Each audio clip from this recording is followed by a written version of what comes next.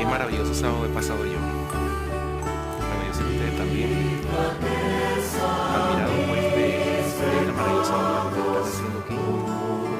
Siempre exhortándoles a que ustedes continúen en este buen camino. En este ministerio que cada día está creciendo más. Así que de verdad es un gozo compartir con hermanos que están dispuestos a trabajar en esta obra maravillosa de proclamar al mundo el último mensaje de misericordia, el mensaje de los 3 ángeles. Y bueno, de verdad que hoy me tocó una responsabilidad muy grande, que es el mensaje a los jóvenes. Y yo pienso que a nosotros los predicadores es un poco difícil, ¿verdad?, presentar un mensaje, especialmente llegarle a la juventud, quizás por la diferencia de edad a lo mejor, pero yo pienso que todo depende de cuánto nos podamos nosotros acercar a nuestros jóvenes, a nuestros hijos. Y antes de comenzar el tema, comentaba sobre mi testimonio, sobre mi hija. Le comentaba yo al hermano que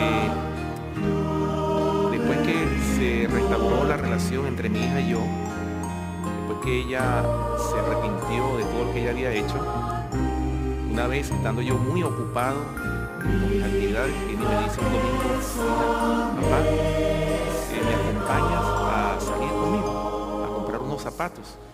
Quiero salir contigo. Y verdaderamente para mí era casi imposible evitar pues la responsabilidad que yo tenía, las ocupaciones. Pero yo pensé, si no lo hago en este momento, yo creo que no puedo recuperar esa relación, no la puedo mantener. Y tuve que dejar de hacer lo que estaba haciendo y le dije: bueno, sí, hija, está bien, vamos a salir.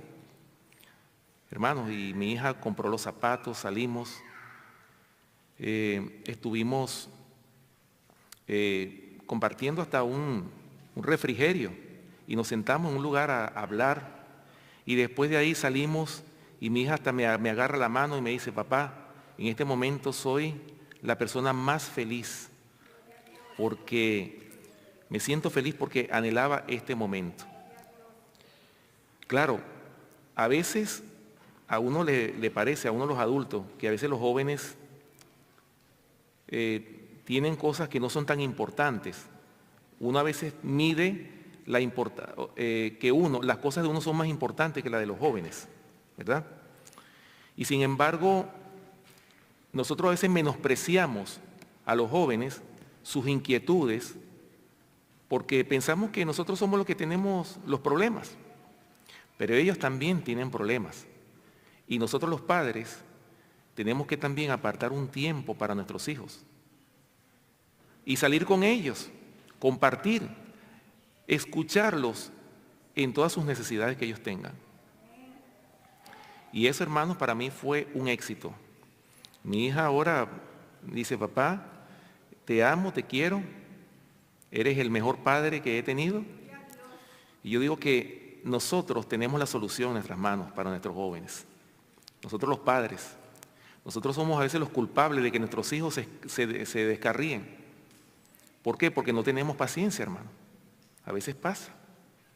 Y por eso nosotros tenemos que aprender a tener paciencia para con nuestros hijos. Estamos viviendo en un mundo tan difícil, hermano, que hoy por hoy tenemos que hacer que nuestros hijos vengan al mensaje. Y yo me alegro mucho por todos los jóvenes que están aquí, trabajando aquí en las cámaras, en el sonido. De verdad que me contenta mucho porque veo muchachos jovencitos con ese talento tan grande, ¿no? Que los adultos, uno dice, bueno, uno trata de hacer las cosas, pero ellos tienen esa velocidad, esa mente fresca para hacer las cosas. Y de verdad que estoy muy contento, de verdad, de haber asistido a esta reunión. Y me llevo una buena impresión de ustedes. Y ojalá, hermanos, y no permita el enemigo que haga daño en esta iglesia. A mí a veces me da temor. Veo iglesias prósperas, pero el enemigo siempre trata de destruirlas. No permitan ustedes que eso suceda. No lo permitan. Luchen contra el enemigo. Si nosotros hacemos de Cristo nuestra armadura, nosotros vamos a ganar esa victoria en contra del enemigo. El enemigo no tiene tanto poder como lo tiene el Señor. Acuérdense de eso. Podemos ganar esta victoria en Cristo Jesús. ¿Ok? Bien, y este segundo tema que tengo en la tarde de hoy para la juventud, ¿verdad? Para los jóvenes en este día, se titula La juventud y el éxito. Hermanos, ¿de qué depende el éxito? ¿O qué entendemos nosotros por éxito? Vamos a ver, vamos a hacer esto un poquito participativo, ¿sí? ¿Qué entendemos nosotros por el éxito? Vamos a ver, algún joven. Cumplir todas nuestras metas, ¿ok? Muy bien. ¿Qué más pudiéramos nosotros decir que es el éxito? ¿Qué pudiéramos decir nosotros? Lograr algo. O sea, viene siendo lo mismo que cumplir nuestras metas, ¿verdad? ¿Ok? Ahora, ¿será que el éxito a lograr es lograr las metas que el mundo se ha trazado? ¿Cuáles son las metas del mundo? ¿O qué es lo que el mundo llama éxito? Tener un buen trabajo, ¿verdad? Una buena casa, un buen empleo, los hijos graduados, ¿verdad? A eso le llamamos nosotros el éxito. ¿Ok? Pero fíjense ustedes, hermanos, ¿qué es o cuál es el verdadero éxito en la vida de un cristiano? Bueno, como lo decía la lectura bíblica, vamos a comenzar con la lectura bíblica Proverbios, capítulo 22, versículo 6. Fíjense ustedes, hermanos, en qué consiste el verdadero éxito. Aquí lo dice el libro de Proverbios, capítulo 22, versículo 6. Es un versículo sencillo, pero podemos ver nosotros que es muy abarcante este texto bíblico. Proverbios, capítulo 22, versículo 6. Fíjense cómo dice: instruye al niño en su camino, y cuando fuere viejo, no se apartará de él. ¿Entendemos esas palabras? ¿Qué significa eso? Instruye al niño en su camino. ¿Será que es en el camino de él? ¿En el camino que él quiere hacer?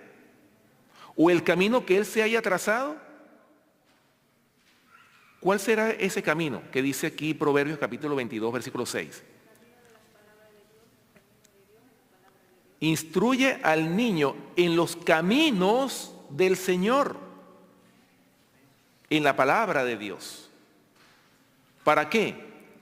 Para que cuando fuere viejo, para que cuando pase el tiempo, no se aparte de él. Así como el hijo pródigo. El hijo pródigo, y me gusta mucho esa parábola. El hijo pródigo se apartó. Le dijo a su padre: Padre, dame lo que es mío, yo me voy. No quiero seguir esta vida cristiana que tú me has dado. Y ya ustedes saben la historia, ¿verdad? Después que recibió todos los golpes que le dio el mundo, después que se gastó todo el dinero, finalmente él regresa todo arrepentido. Padre, no merezco ser tu hijo. Ponme como el más bajo de tus jornaleros. Y por supuesto, el padre lo recibe. No, pónganle un anillo de oro, vístanlo, bueno, con la mejor ropa y maten al cordero más gordo. Y vamos a hacer fiesta. ¿Ok? ¿Por qué, hermanos? Hay gozo en el cielo por un pecador que se arrepiente, que por 99 justos que no necesitan arrepentimiento. Así que, hermanos, esos son los caminos. Esos son los caminos que el Señor quiere para nuestra juventud, para nuestros niños. Instruye al niño en su camino y cuando fuere viejo no se apartará de él. Y quiero compartir con ustedes, es un poquito largo, pero quiero leérselo porque de verdad es una lectura que yo la considero un tesoro, hermanos, un tesoro. Esto se encuentra, para los que tienen el espíritu de profecía, en el libro Patriarcas y Profetas, el capítulo 58. Yo les recomiendo que ustedes lean todo ese capítulo. Este capítulo se titula Las escuelas de los profetas.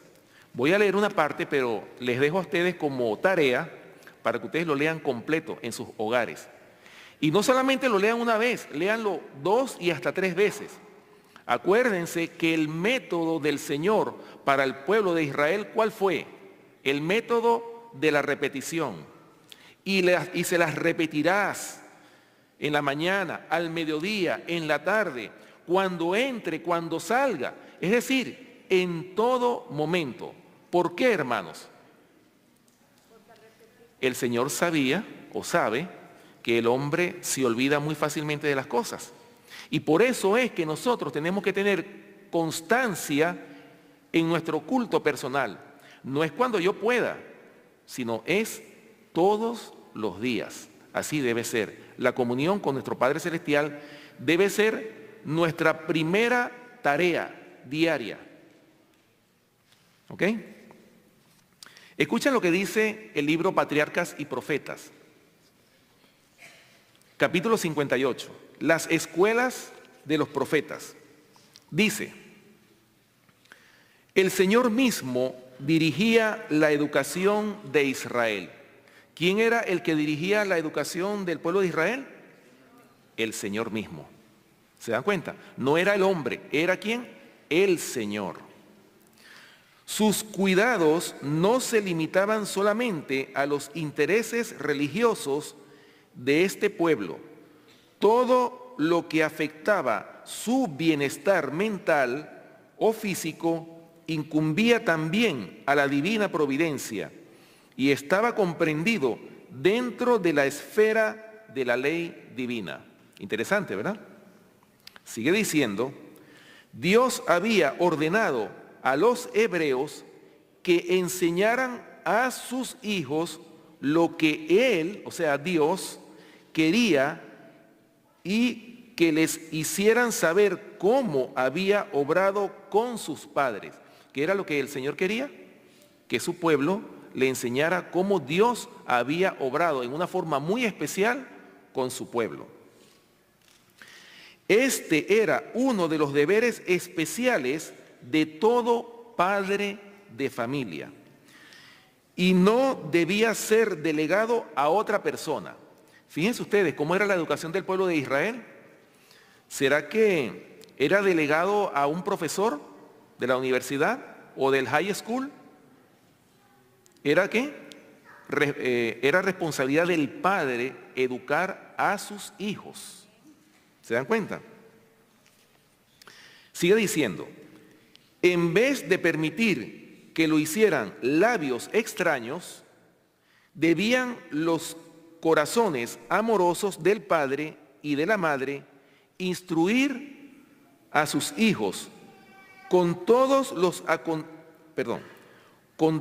acontecimientos de la vida diaria. Debían ir asociados pensamientos referentes a Dios. ¿Se dan cuenta? O sea que la educación, ¿verdad?, del pueblo de Israel tenía que estar inspirada en ese Dios creador de los cielos y de la tierra. Gracias, hermano. Sigue diciendo, las grandes obras que Él había realizado en la liberación de su pueblo y las promesas de un Redentor que había de venir, debían relatarse a menudo en los hogares de Israel.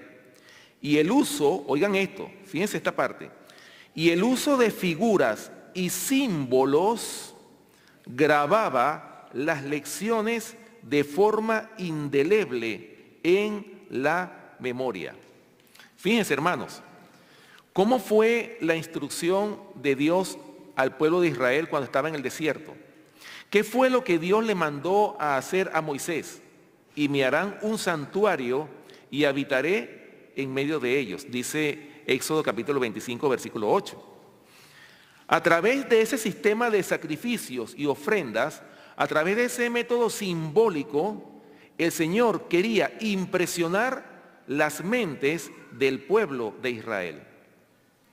Por eso es, hermanos, que la educación más efectiva es aquella que se lleva a cabo a través de símbolos. Los símbolos, ¿verdad? La educación práctica es la que se queda realmente grabada en la mente. Por eso es que la educación teórica la escuchamos, pero se olvida con mucha facilidad. En cambio, aquello que se practica, hermanos, queda en la mente para siempre. ¿Se dan cuenta? Sigue diciendo, las grandes obras que él había realizado en la liberación de su pueblo y las promesas de un redentor que había de venir debían relatarse a menudo en los hogares de Israel, y el uso de figuras y símbolos grababa las lecciones de forma indeleble en la memoria. Las grandes verdades de la providencia de Dios y la vida futura se inculcaban en la mente de los jóvenes. Se la educaba para que pudieran discernir a Dios tanto en las escenas de la naturaleza como en las palabras de la revelación. ¿Se dan cuenta?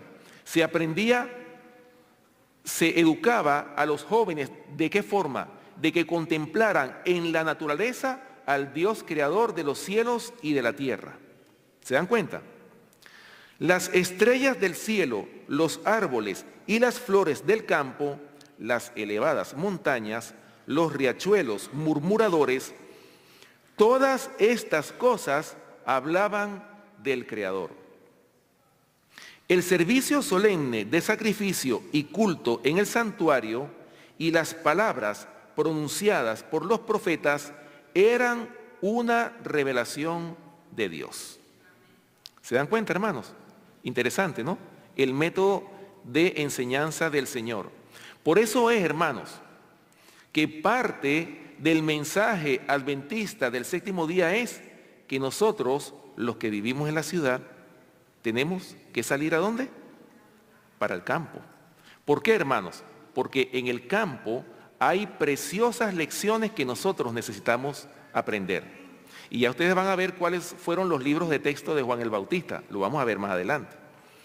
Tal fue la educación de Moisés en la humilde choza de Gosén, de Samuel por la fiel Ana, de David en la morada montañesca de Belén, de Daniel antes de que el cautiverio los separara del hogar de sus padres.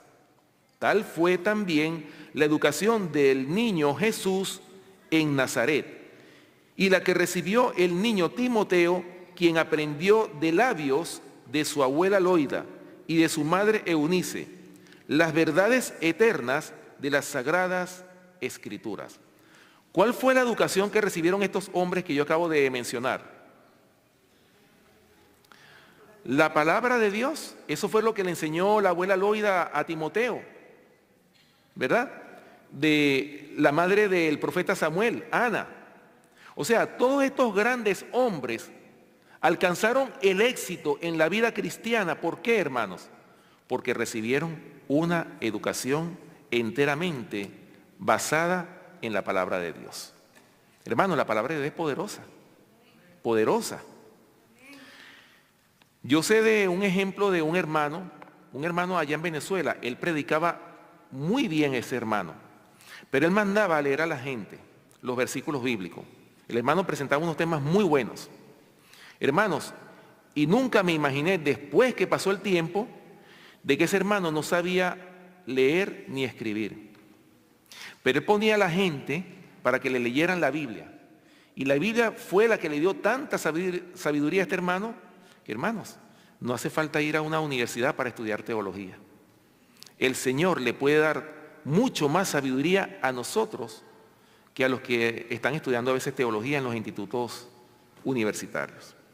Fíjense, hermanos, sigue diciendo este libro, mediante el establecimiento de las escuelas de los profetas, se tomaron medidas adicionales, escuchen esto, para la educación de la juventud. ¿Mediante qué? Mediante el establecimiento de las escuelas de los profetas. Si un joven, oigan esto, si un joven deseaba escudriñar más profundamente las verdades de la palabra de Dios y buscar sabiduría de lo alto a fin de llegar a ser maestro en Israel, las puertas de estas escuelas estaban abiertas para él. Hermanos, qué maravilloso. Fíjense ustedes la calidad de escuela que había en los tiempos del profeta Samuel, ¿verdad? Vemos nosotros unas escuelas que si los jóvenes querían escudriñar más profundamente la palabra de Dios, ¿qué es lo que tenían que hacer? Ir a esas escuelas. Ahí les enseñaban cómo escudriñar las Escrituras, cómo profundizar en el estudio de la palabra de Dios. ¿Será que hoy día existirán instituciones así, hermanos? ¿Ustedes creen que exista alguna institución, alguna escuela que se le pueda poner el título de escuela de profetas?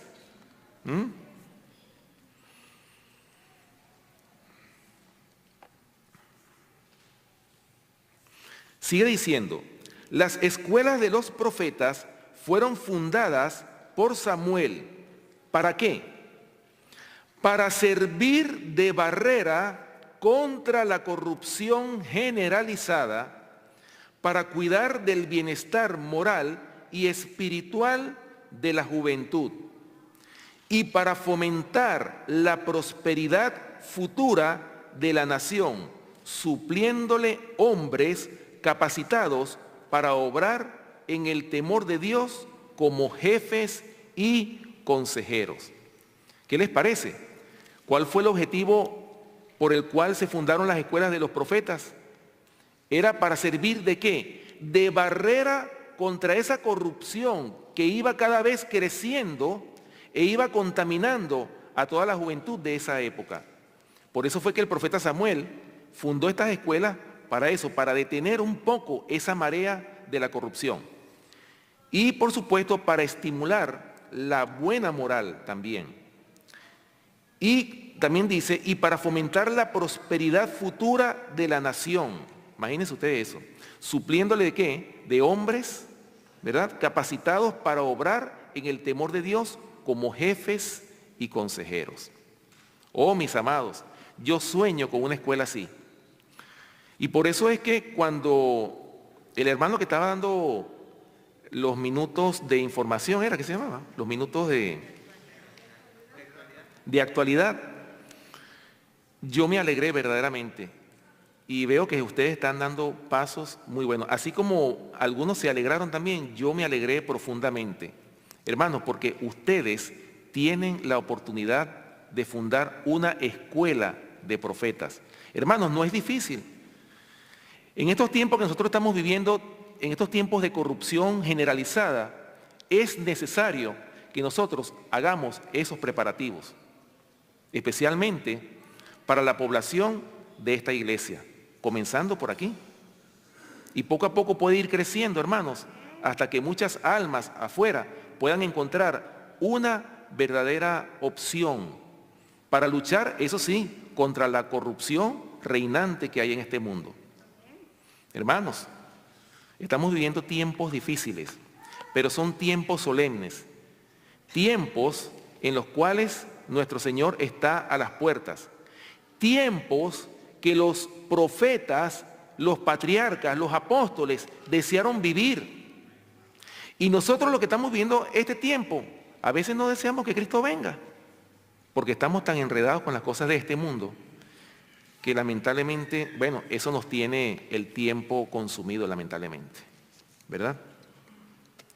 Bien, sigue diciendo, con el fin de lograr este objetivo, Samuel reunió compañías de jóvenes piadosos, inteligentes y estudiosos. Este es el primer paso. Personas capacitadas para que puedan hacer ese trabajo.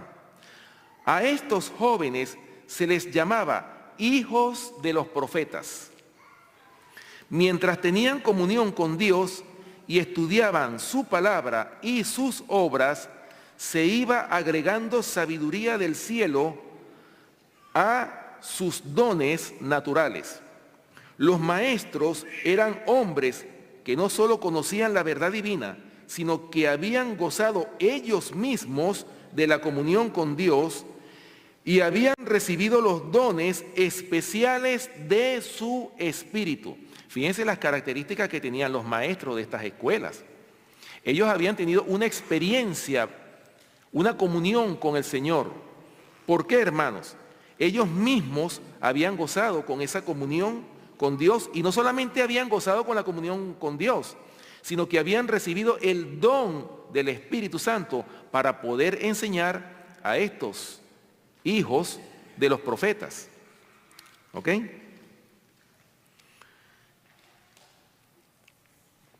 Mientras tenían comunión con Dios y estudiaban su palabra y sus obras, se iba agregando sabiduría del cielo a sus dones naturales. Gozaban del respeto y la confianza del pueblo, tanto por su saber como por su piedad. ¿De qué manera se gana el respeto? Por su saber como por la piedad. De esa manera ellos se habían ganado el respeto de la sociedad. Sigue diciendo, en la época de Samuel habían dos de estas escuelas, una en Ramá, donde vivía el profeta, y la otra en Kiriat Jearim, donde estaba el arca de aquel entonces. Se establecieron otras en tiempos ulteriores. Los alumnos de estas escuelas se sostenían cultivando la tierra o dedicándose a algún trabajo manual. Fíjense, hermanos, la importancia que tiene el aprender un oficio manual. ¿Para qué? Para sostenerse. ¿De qué manera se sostenían estos alumnos? A través del trabajo práctico. De esa manera era que ellos se sostenían, ¿verdad? Ahora, fíjense bien esto, hermanos. En Israel esto no era considerado extraño ni degradante. Más bien se consideraba un crimen permitir que los niños crecieran sin que se les enseñara algún trabajo útil. Por orden divina, a todo niño se le enseñaba un oficio, aún en el caso de tener que ser educado para el servicio sagrado. ¿Cuántos hoy día no hay que porque están estudiando para ser pastores se sienten hasta ofendidos porque tienen que hacer un trabajo práctico? Cuando el mismo apóstol Pablo se sostenía ¿cómo? Haciendo tiendas, ¿sí o no? Cuando tenía una crisis, el apóstol Pablo, cuando no tenía cómo sostenerse, ¿cómo era que sobrevivía? Era a través de este oficio que él había aprendido. Por eso, mis amados, no es pecado que nosotros tengamos o aprendamos a hacer un oficio práctico. Por eso es que todo lo que aprendamos es para nuestro bien, porque algún día lo vamos a utilizar para la gloria y honra del Señor. ¿Se dan cuenta? Las asignaturas, oigan esto, y ahora aquí vamos a entrar en un detalle importante. Fíjense las asignaturas que daban en estas escuelas de los profetas. Dice, las asignaturas principales de estudio de estas escuelas eran, en primer lugar, la ley de Dios, con las instrucciones dadas a Moisés, la historia sagrada, la música sagrada y la poesía. Los métodos de enseñanza eran distintos de los que se usan en los seminarios teológicos actuales, en los que muchos estudiantes se gradúan teniendo menos conocimiento de Dios y de la verdad religiosa que cuando entraron. Imagínense ustedes eso. O sea, que esas escuelas, ¿verdad? Ellos aprendían verdaderamente a conocer el carácter del Dios Altísimo. ¿Y qué es lo que pasa hoy día con las escuelas, los institutos de teología? Los estudiantes que entran salen con menos conocimiento de Dios que cuando entraron. ¿Se dan cuenta? En las escuelas de antaño, el gran propósito de todo estudio era aprender la voluntad de Dios y la obligación del hombre hacia Él. En los anales de la historia sagrada se seguían los pasos de Jehová. Se recalcaban las grandes verdades presentadas por los símbolos y figuras, y la fe trababa del objeto central de todo aquel sistema. ¿Cuál era ese sistema? El Cordero de Dios que había de quitar el pecado del mundo. Ahora fíjense bien lo que sigue diciendo aquí. se fomentaba un espíritu de devoción. No solamente se les decía a los estudiantes que debían orar, sino que se les enseñaba a orar. Imagínense ustedes eso, hermano. Por eso es que el Señor Jesús les dijo a los discípulos que ellos tenían que aprender a orar. Y a veces nosotros no sabemos pedir. Por eso muchas veces nuestras oraciones no son contestadas. ¿Por qué? Porque no sabemos pedir. O el Señor las contesta de otra manera, como conviene. Y a veces nosotros creemos que es a nuestra manera. Por eso es que tenemos que aprender a pedirle al Señor. Y eso era lo que estos estudiantes estaban aprendiendo. ¿Ok? Sigue diciendo,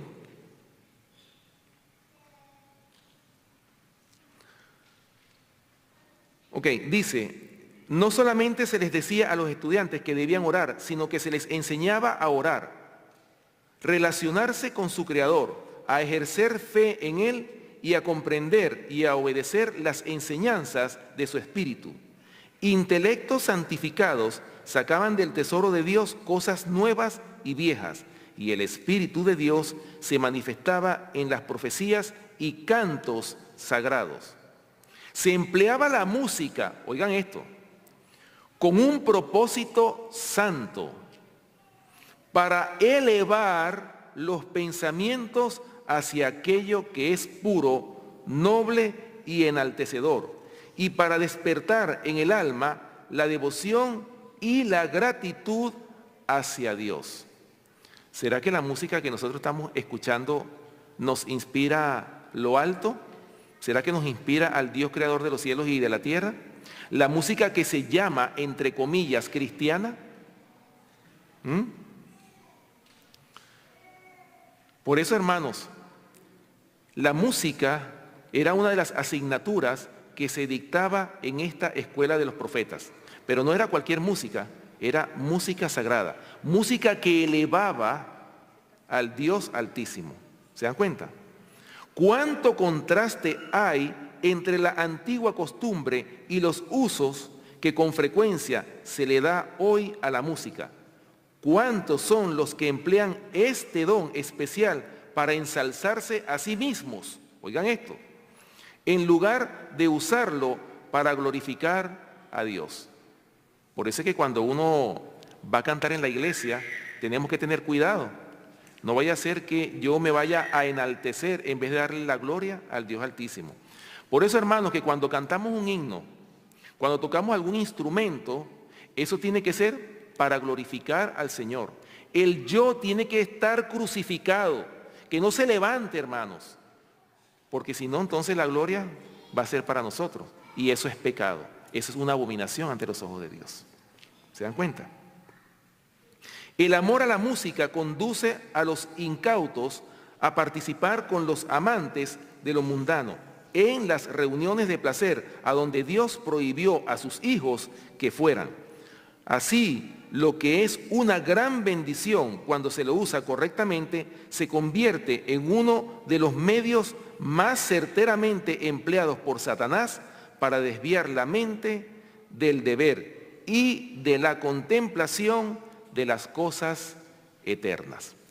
Bueno, mis amados, este capítulo es bien interesante, lo voy a dejar hasta aquí, pero yo les invito a ustedes para que ustedes lo analicen, lo estudien constantemente, porque aquí está, hermanos, el secreto del éxito. El secreto de una educación que va a llevar al éxito, no al éxito en el mundo, sino al éxito en una vida espiritual, en una vida que nos va a acercar cada vez más al Dios creador de los cielos y de la tierra. Por eso, vuelvo y repito aquí cuáles eran las asignaturas que se dictaban en estas escuelas.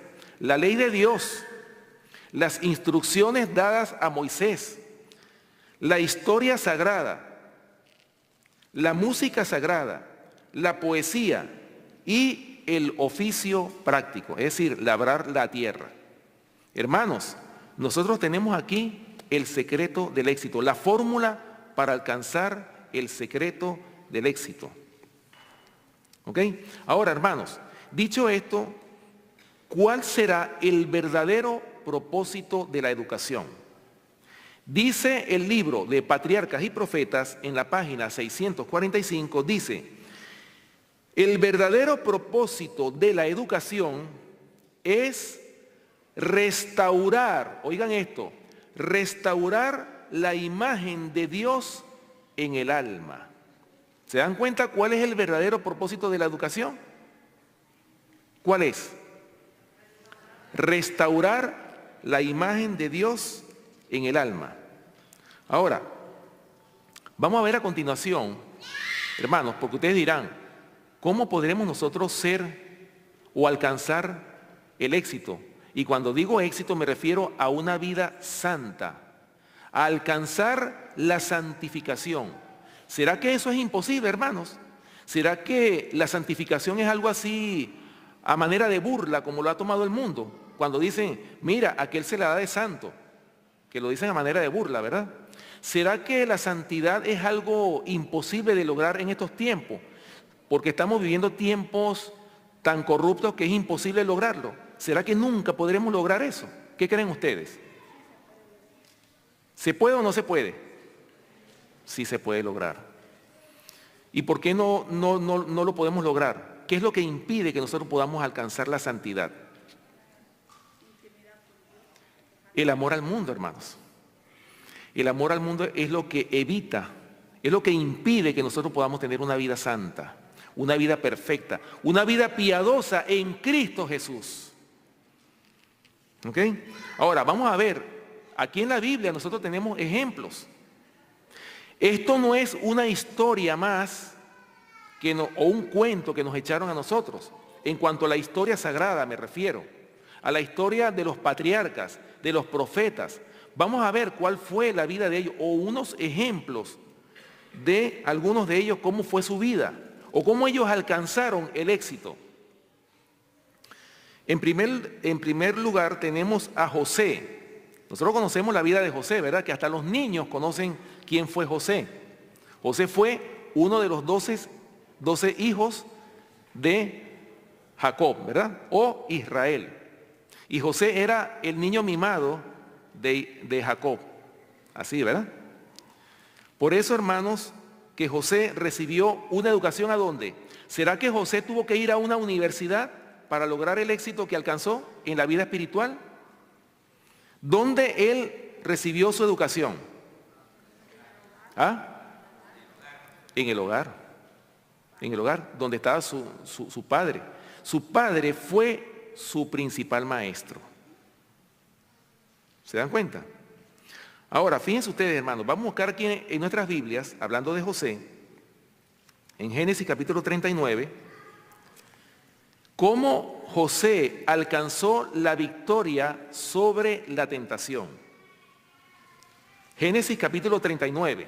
En esta ocasión vamos a leer la historia cuando José fue tentado por la mujer de Potifar, ¿verdad? Génesis capítulo 39, versículos del 7 al 9. ¿Lo tienen? Dice: aconteció después de esto que la mujer de su amo puso sus ojos en José y dijo: duerme conmigo. Y él no quiso, y dijo a la mujer de su amo: he aquí que mi señor no se preocupa conmigo de lo que hay en casa, y ha puesto en mi mano todo lo que tiene. No hay otro mayor que yo en esta casa, y ninguna cosa me ha reservado sino a ti, por cuanto tú eres su mujer.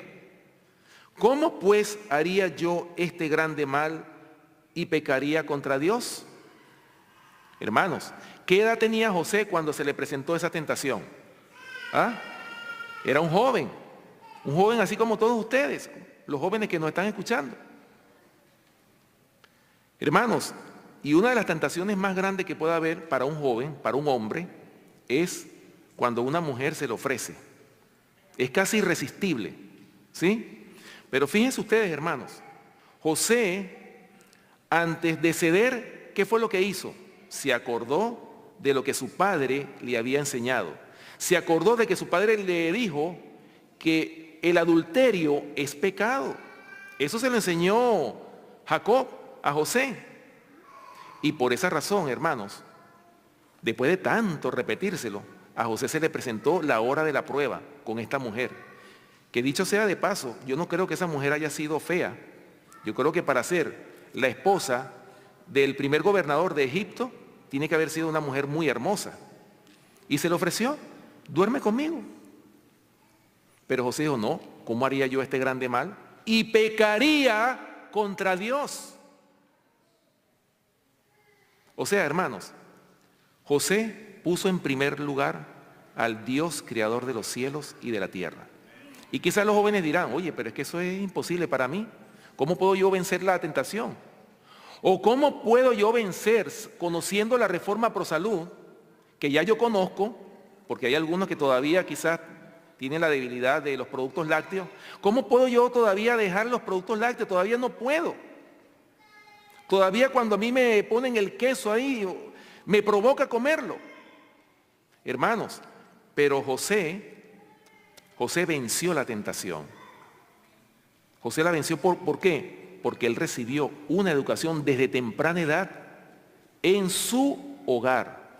Y su padre constantemente le decía qué era lo bueno y qué era lo malo. ¿Se dan cuenta?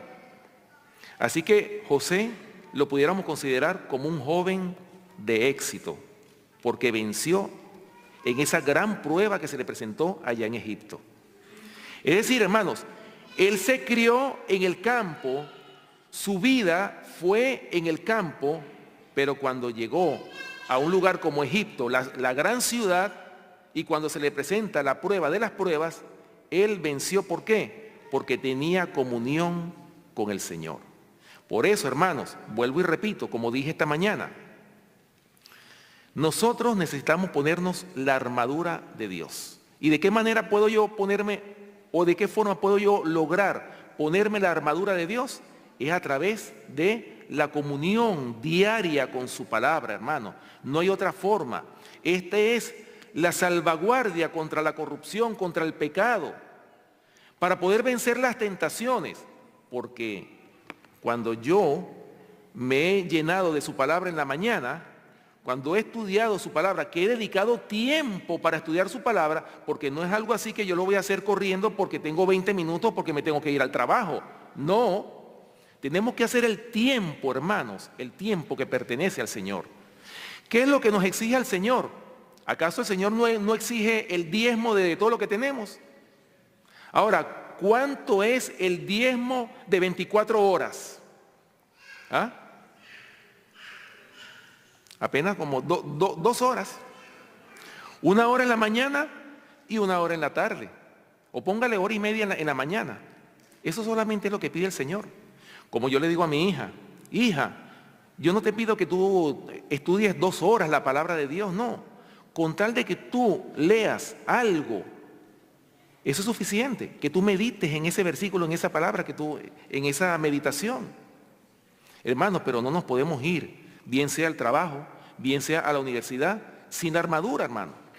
Porque si no, hermano, vamos a fracasar como ha fracasado la mayoría. Así como fracasaron todos los que estaban en Babilonia, que la gran mayoría se postró ante la estatua que el rey Nabucodonosor había erigido, una estatua toda de oro. Y mandó que el que no se postrase ante esa estatua iba a ser echado en un horno ardiendo. Oh, ¿cuántos no tienen temor de la muerte? ¿Ve? La mayoría. ¿Por qué fracasó la mayoría? Porque no tenían comunión con el Señor. Hermanos, y tristemente la historia se repite en nuestro tiempo. Si nosotros no hacemos de nuestro Padre Celestial nuestra armadura, vamos a fracasar. No vamos a poder vencer esas tentaciones tan poderosas. Pero hermanos, eso no se logra de la noche a la mañana. Eso tiene que ser una constante comunión con el Señor. No es solamente el estudio de su palabra, hermanos, es la oración. Pero no es la oración corriendo, es que yo dedique tiempo para el Señor. ¿Ok?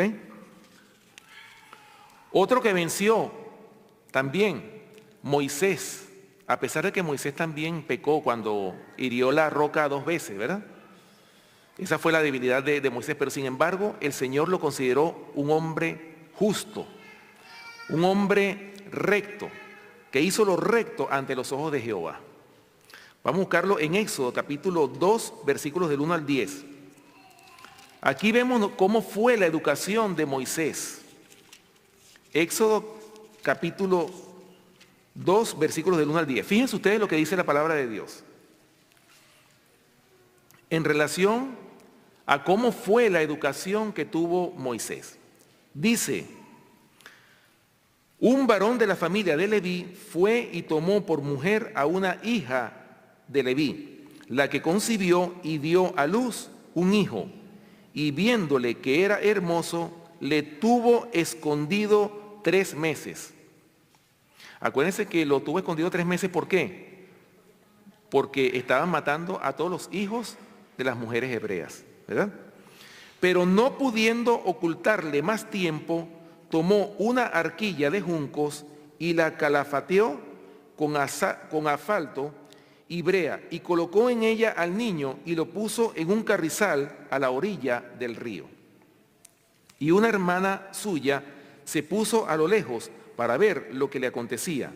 Y la hija de Faraón descendió a lavarse al río, y paseándose sus doncellas por la ribera del río, vio ella la arquilla en el carrizal y envió una criada suya a que la tomase. Y cuando la abrió, vio al niño, y aquí que el niño lloraba. Y teniendo compasión de él, dijo, de los niños de los hebreos es este. Entonces su hermana dijo a la hija de Faraón, iré a llamarte una nodriza de las hebreas para que te críe el niño. Y la hija de Faraón respondió, ve. Entonces fue la doncella y llamó a la madre del niño, a la cual dijo la hija de Faraón, lleva a este niño y críamelo y yo te lo pagaré. Y la mujer tomó al niño y lo crió. Cuando el niño creció, ella lo trajo a la hija de Faraón, la cual lo prohijó y le puso por nombre Moisés, diciendo, porque de las aguas lo saqué. ¿Se dan cuenta? ¿Por qué Moisés tuvo una vida exitosa? Porque su educación fue en el hogar. Su educación fue basada en los principios de la palabra de Dios. No en las universidades de allá de Egipto, sino en los principios de su palabra. Samuel el profeta, otro ejemplo. Primera de Samuel, capítulo 1, versículos del 9 al 16.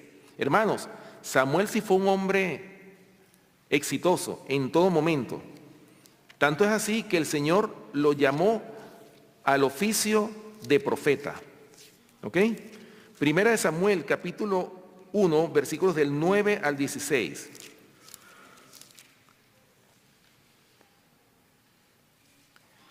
Dice, y se levantó Ana después que hubo comido y bebido en Silo, y mientras el sacerdote Elí estaba sentado en una silla junto a su pilar del templo de Jehová, ella con amargura de alma oró a Jehová y lloró abundantemente, e hizo voto diciendo, Jehová de los ejércitos, si te dignares mirarla a la aflicción de tu sierva, y te acordares de mí, y no te olvidares de tu sierva, sino que dieres a tu sierva un hijo varón, yo lo dedicaré a Jehová todos los días de su vida, y no pasará navaja sobre su cabeza.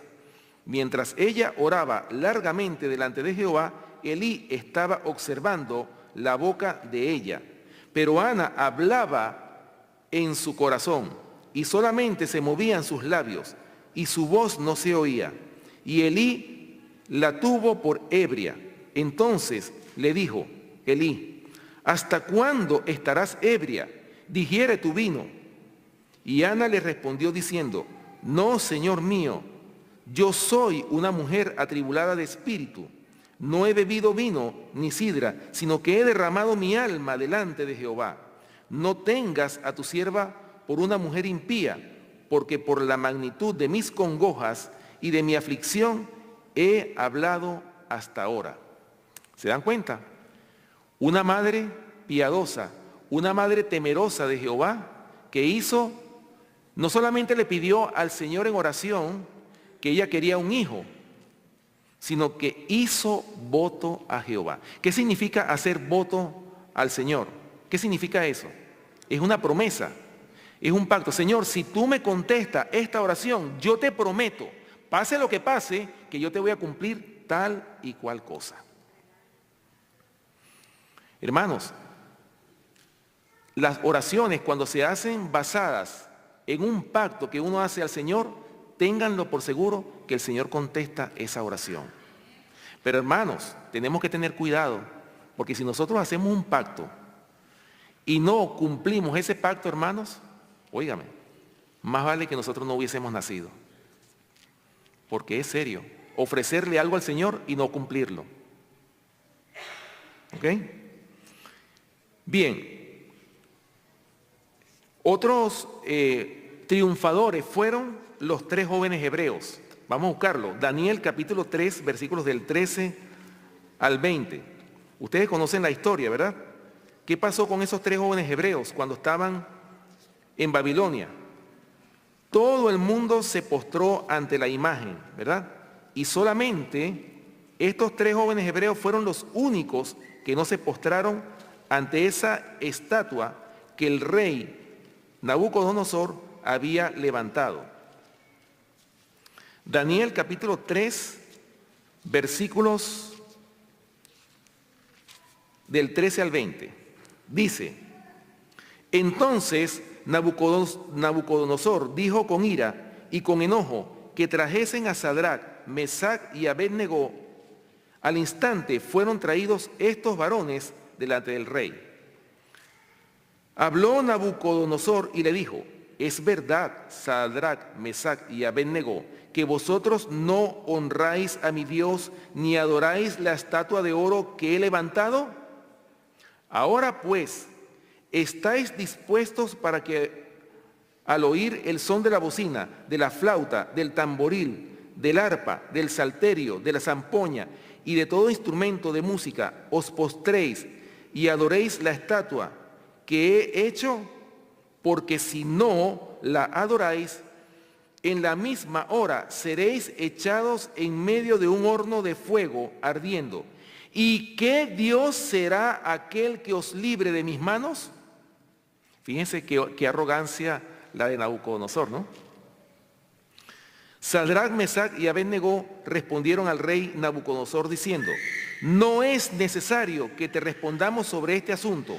He aquí nuestro Dios a quien servimos puede librarnos del horno de fuego ardiendo, y de tu mano, oh rey, nos librará. Y si no, sepas, oh rey, que no serviremos a tus dioses, ni tampoco adoraremos la estatua que has levantado. Entonces Nabucodonosor se llenó de ira y se demudó el aspecto de su rostro contra Sadrac, Mesac y Abed-Negó. Y ordenó que el horno se calentase 7 veces más de lo acostumbrado. Y mandó a hombres muy vigorosos que tenía en su ejército que atasen a Sadrac, Mesac y Abed-Negó para echarlos en el horno de fuego ardiendo.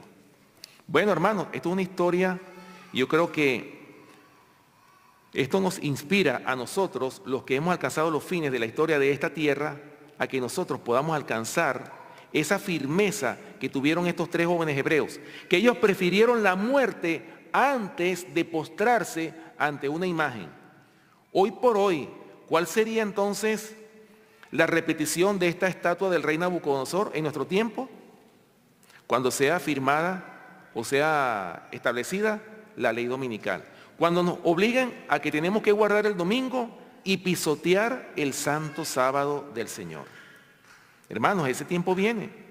Y por eso es que nosotros tenemos que prepararnos día a día en las pruebas que cada día el Señor nos va colocando. ¿Para qué? Para que cuando llegue la gran prueba, nosotros podamos decir, sepa, oh rey, que no voy a postrarme ante esa imagen de la ley dominical. ¿Ok? Por eso, hermanos, La preparación no es en el momento de la prueba, es día tras día. ¿Ok? Ahora, ¿cuáles fueron? Fíjense bien, hermanos, hablando de Juan el Bautista. Juan el Bautista, vamos a buscarlo, Lucas capítulo 1, versículo 80. Fíjense bien cómo Juan el Bautista también fue otro personaje exitoso que también fue educado, ¿en dónde? En su casa, ¿verdad? En su casa, en el campo, lejos de las ciudades. Lucas capítulo 1, versículo 80 dice, hasta dónde creció este hijo, este niño, Juan el Bautista. Lucas capítulo 1, versículo 80. Fíjense bien lo que dice. Y el niño crecía y se fortalecía en espíritu y estuvo en lugares desiertos hasta el día de su manifestación a Israel. ¿Cómo fue la educación de Juan el Bautista? ¿A dónde estuvo él? Estuvo en lugares desiertos hasta el día, porque llegó el tiempo en que él tenía que manifestarse a Israel. ¿Para qué? Para hacer una obra. Y esa obra que Dios le había encomendado a Juan el Bautista era preparar el camino del Señor. ¿Lo ven? Ahora, vamos a ver, hermanos, ¿cuáles fueron los libros de texto de Juan el Bautista? Vamos a buscarlo. Esto está, para los que tienen la Biblia de estudio, está en el comentario de Lucas capítulo 1, versículo 80. Voy a leer estos comentarios porque es bien importante cómo fue la educación de Juan el Bautista y por qué Juan el Bautista fue un hombre justo, un hombre que alcanzó el éxito, un hombre que cumplió la misión que Dios le había asignado.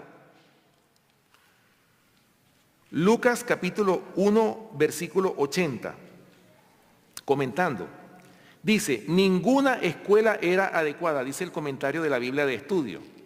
Dice, había una gran obra designada para el profeta Juan, pero no había ninguna, oigan esto, no había ninguna escuela en la tierra a la cual pudiera asistir.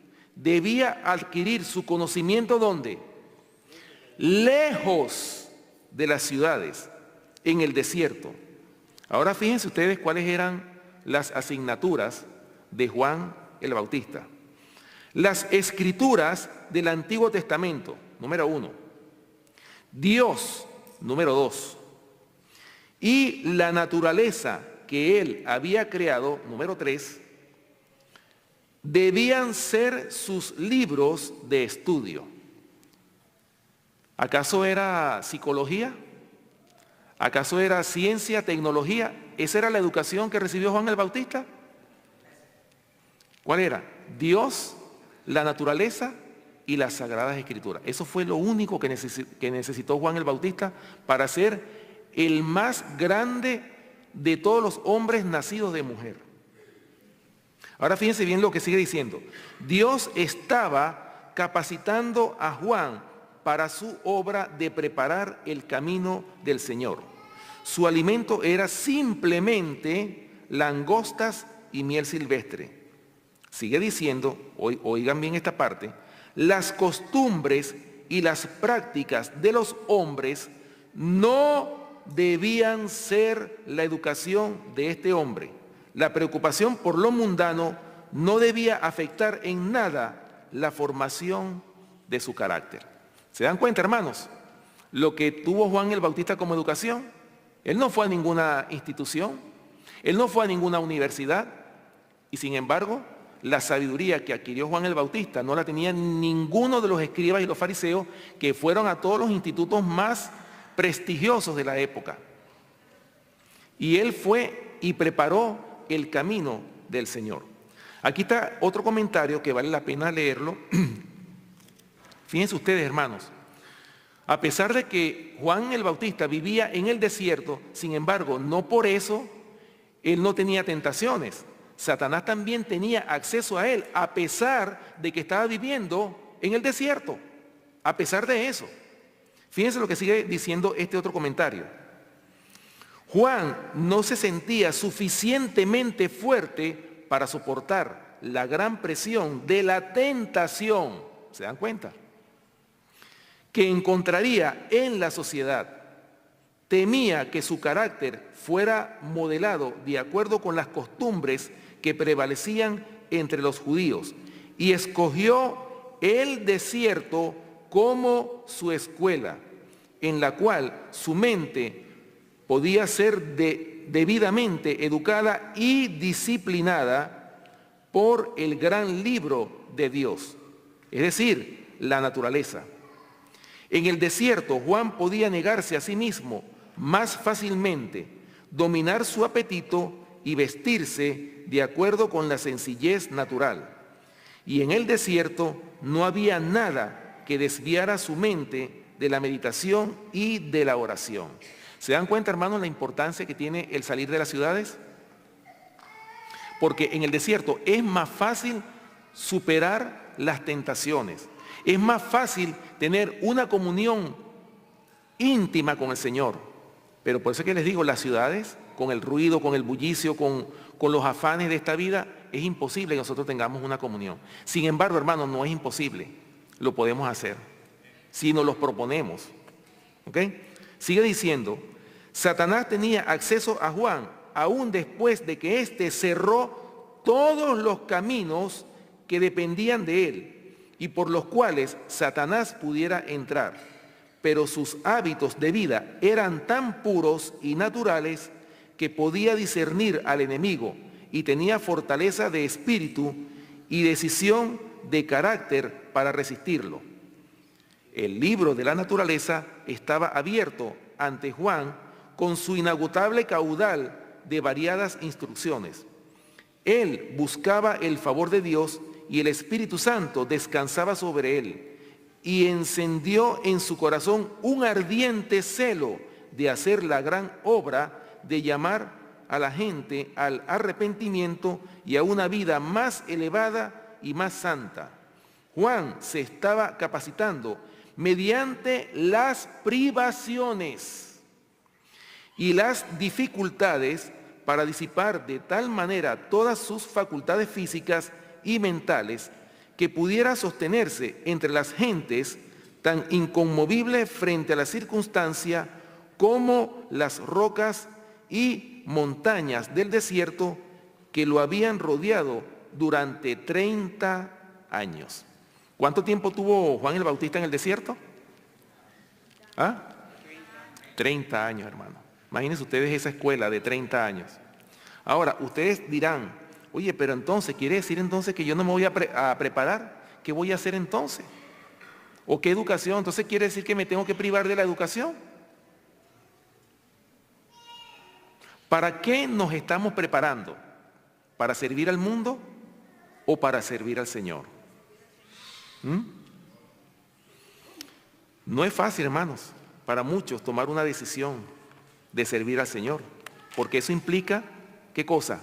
Privaciones, como lo acabamos de leer en esta cita de Juan el Bautista, ¿no? De la educación que tuvo Juan el Bautista.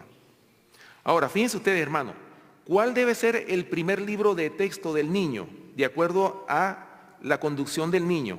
Para los que están anotando, conducción del niño, la página 39. En el párrafo 1 dice, el primer libro de texto del niño, ¿cuál es? La Biblia debería ser el primer libro de texto del niño. De este libro, los padres han de dar sabias instrucciones. La palabra de Dios ha de constituir la regla de la vida. De ella, los niños han de aprender que Dios es su Padre. Y de las hermosas lecciones de su palabra, han de adquirir un conocimiento de su carácter. Por la inculcación de sus principios, deben aprender a hacer justicia y juicio. ¿Se dan cuenta, hermanos? ¿Cuál debe ser el primer libro de texto del niño? La palabra de Dios, hermano. La palabra de Dios. Y por eso es que muchos pensarán, oye, pero nada más la Biblia, ¿será que no hay otra cosa que podamos aprender? La Biblia y solo la Biblia, hermanos. Para que nosotros podamos ser como Juan el Bautista, como todos estos grandes hombres que hicieron la historia bíblica que hoy ustedes y nosotros tenemos. ¿Ok? Bien, ahora, ya para terminar, ustedes dirán, pero ¿será que entonces no podemos ir a las universidades? ¿Será que es malo recibir una educación universitaria? ¿Cuándo una educación universitaria es mala? Cuando la dedicamos para servir al mundo. Pero cuán difícil es que un joven se mantenga fiel estudiando una carrera universitaria. Son muy pocos los que hacen eso. Tienen primero que tener en el hogar una base sólida para que cuando él esté en la universidad no decline. Pero es muy difícil, hermanos. ¿Por qué? Ahora, la pregunta que les voy a hacer, ¿cómo consideraba Martín Lutero la educación que impartían las universidades de su época? ¿Cómo la consideraba Martín Lutero? ¿Ustedes no han leído la cita que está en Conflicto de los Siglos en la página 151? Fíjense lo que dice, hablando de las universidades. Dice Martín Lutero, en el Conflicto de los Siglos, la página 151, dice, temo mucho que las universidades sean unas anchas puertas del infierno. ¿Qué cosa dijo Juan el Bautista que eran las universidades? Anchas puertas del infierno. ¿Por qué? Si no se aplican cuidadosamente a explicar la Escritura Santa y grabarla en el corazón de la juventud. Hermanos, ¿acaso en la universidad está la Biblia presente en las universidades? ¿Los que están en las universidades estudiando? ¿Será que les dan alguna asignatura que tenga que ver con la palabra de Dios? No. La Biblia brilla por su ausencia. Es más, hasta la prohíben. Hoy día está prohibido en las escuelas, tanto en las escuelas como en las universidades, hablar de la palabra de Dios. Está totalmente prohibido, hermanos. ¿Se dan cuenta? Y fíjense lo que dice Martín Lutero. Que donde no prevalece, donde no está la palabra de Dios, ese lugar, esa institución se convierte en unas anchas puertas que conducen al infierno. Y dice, yo no aconsejaré a nadie que coloque a su hijo donde no reine la Escritura Santa. Todo instituto donde los hombres no están constantemente ocupados con la palabra de Dios se corromperá. ¿Se dan cuenta? Por eso es que las universidades adventistas también se han corrompido. ¿Por qué, hermano? Porque lo que menos enseñan es la palabra de Dios, tristemente. Los alumnos aprenden mucha teología y no aprenden verdaderamente la palabra de Dios. Desconocen las Escrituras. Una vez yo estuve allá en Venezuela, una vez se me pidió que presentase un tema porque iban a estar unos estudiantes de la Universidad Adventista allá en Venezuela, y cuando me dijeron que les predicara a ellos, yo hasta me preocupé. Yo decía, oye, ¿qué les voy a predicar a esta gente? Estos teólogos, esta gente que sabe tanto de las Escrituras, esta gente sabe más que yo. ¿Qué les puedo yo enseñar a un hombre a un estudiante, ¿verdad?, que se supone que conoce la palabra de Dios, que le han enseñado a estudiar la palabra de Dios? Y yo tenía ese dilema. Yo decía, bueno, ¿y qué les puedo yo enseñar? ¿Qué le puedo yo predicar a una persona así? Más bien yo debería de recibir de ellos, pensaba yo. Y entonces, hermano, mire, yo me sentía hasta nervioso. Yo decía, oye, pero yo no quisiera tener el tema, porque yo, oye, pero esta gente conoce. Pero, hermanos, me vi en la necesidad de presentarles el mensaje. Y cuando yo le pregunté al Señor en oración, Señor, ¿qué quieres tú que yo le predique a estos estudiantes? Y cuando yo abro la Biblia, me sale la ley de Dios. Y digo, ¿cómo? La ley de Dios. Si esta gente se conocen los mandamientos, bueno, de atrás y hacia adelante, se lo conocen completamente. ¿Qué les puedo yo enseñar acerca de la palabra de Dios? Hermanos, y yo no podía creerlo, yo estaba más nervioso. Y vuelvo en oración y le pido al Señor, Señor, por favor, muéstrame qué es lo que tú quieres que yo le enseñe. Y por segunda vez, la ley de Dios. Y digo, bueno, está bien. y preparé un tema sobre la ley de Dios. Hermanos, yo estaba nervioso ese día. Eran tres estudiantes. Y los tres, cuando yo estaba presentando el mensaje, estaban callados, no decían nada. Y yo presenté el mensaje y cuando yo terminé el mensaje, se levanta uno de ellos y dice, nunca había yo escuchado un mensaje tan maravilloso como este. Nunca a mí me habían enseñado, donde yo estudié, este tema de la ley de Dios como usted lo presentó. Yo dije, bueno, gloria a Dios, aleluya. Hermanos, a veces uno piensa, bueno, ¿qué le voy a enseñar a alguien? No. Mire, hermano, la Biblia es sencilla, pero nosotros la complicamos. Nosotros a veces queremos un sermón que sea complicado, que hable de profecía, que hable de cosas que no se han predicado, hermano. Pero, hermano, la palabra de Dios es sencilla, que hasta un niño la puede entender. Ahora, voy a terminar con esto ya para concluir. En el deseado de todas las gentes, vamos a leer cuál fue el método de enseñanza que utilizó el Señor Jesús con los discípulos. Fíjense ustedes qué método el Hijo de Dios utilizó para que los apóstoles fuesen lo que fueron realmente, hombres exitosos que fueron educados por el Maestro de los Maestros, nuestro Señor y Salvador Jesucristo. Dice el deseado de toda la gente, página 257, 258, lo siguiente.